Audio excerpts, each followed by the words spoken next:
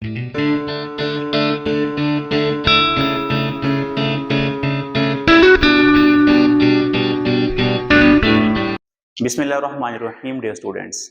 This is Muhammad Mudassir. I am here to teach you Physics Class 9th New Syllabus Unit Number 1 Nature of Physics.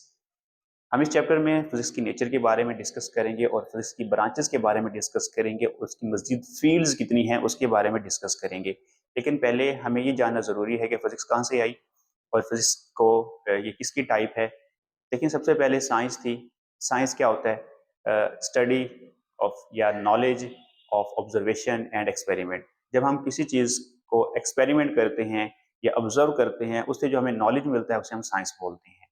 अब science में मजीद 3 types हैं। Physical science है, number 2 earth and space है, number 3 life science है। अब physical science में क्या होता है, जिसमें हम डिस्कस करते हैं केमिस्ट्री एंड फिजिक्स, क्योंकि हम जो हमारा मेन पर्पस है उसको पढ़ने का वो फिजिक्स पढ़ रहे हैं। ठीक है, तो फिजिकल साइंस में आती है, फिजिकल साइंस की ब्रांच बनती है ये। Number 2 earth and space. देखें, अर्थ के बारे में और स्पेस के बारे में जो नॉलेज है उसे हम यहाँ पे लैदा करके लिखा हुआ है जियोलॉजी। जियोलॉजी, जियो से निकला है, जियो का मतलब होता है अर्थ। अर्थ के बारे में जो नॉलेज होगा उसे जियोलॉजी बोलते हैं। एस्ट्रोनॉमी, एस्ट्रोनॉमी होता है कि अगर आप नॉलेज लेते हैं आसमान के बारे में, उसे एस्ट्रोनॉमी बोलते हैं। मेट्रोलॉजी होता है अगर आप प्लैनेट्स के बारे में, सितारों के बारे में जो नॉलेज आप गेन करना चाहते हैं तो वो डिस्कस करें किसमें, मेट्रोलॉजी में। ओशनोलॉजी में ओशनोग्राफी, ओशन से निकला है, ओशन का मतलब होता है समंदर। समंदर के बारे में जितने भी उसमें रहने वाली चीज़ें हैं, उसमें जो भी नबातात हैं, जो भी उसके अंदर जानवर हैं, उन सब का जो इल्म है उसे हम बोलते हैं ओशनोग्राफी। लास्ट है लाइफ साइंस, जिसमें आप नेचुरल साइंस के बारे में बात करते हैं। जैसे आप बायोलॉजी पढ़ते हैं तो बायो एक लाइफ साइंस के बारे में सारी की सारी स्टडी है। अब फिजिक्स क्या होती है? फिजिक्स मैटर और एनर्जी, ये रिलेशन होता है मैटर और एनर्जी का, उनका आपस में रिलेशन, उनकी अपनी प्रॉपर्टीज। जब उन चीज़ों को हम मैटर को और एनर्जी को डिस्कस करते हैं उसे बोलते हैं फिजिक्स। फिजिक्स की आपकी बुक में डेफिनेशन भी है। उसके बाद मैटर क्या होता है?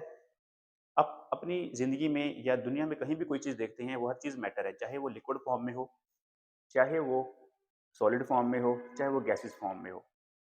मैस और एंड वॉल्यूम, क्योंकि मैटर बनता कैसे है? अगर कोई बॉडी स्पेस भी लेती है और उसका वेट भी होता है तो उसका मतलब है वो क्या है? मैटर है। इसी तरह एनर्जी क्या होती है? Energy ability to do work, किसी काम करने की सलाहियत। देखिए, हम खाना खाते हैं तो हमें एनर्जी मिलती है, हम काम करते हैं। तो एनर्जी दरअसल क्या होता है? एबिलिटी टू डू वर्क, हम हमें काम करने के काबिल बनाती है। उसके बाद है आइंस्टाइन इक्वेशन। देखिए, ये सारा स्टार्ट था साइंस से, फिजिक्स कैसे बनी और फिजिक्स में क्या क्या चीज़ें थी, आप इसको इसको देख लीजिएगा। उसके बाद है Einstein equation.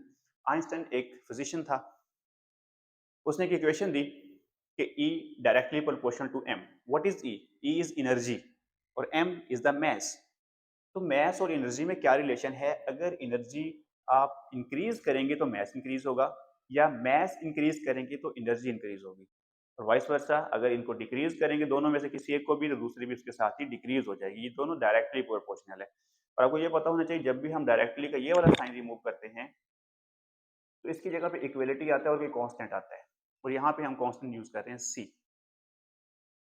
E is equal to, अब इसको रीअरेंज करके लिखें, m is equal to M C square. What is c? c is the speed of light.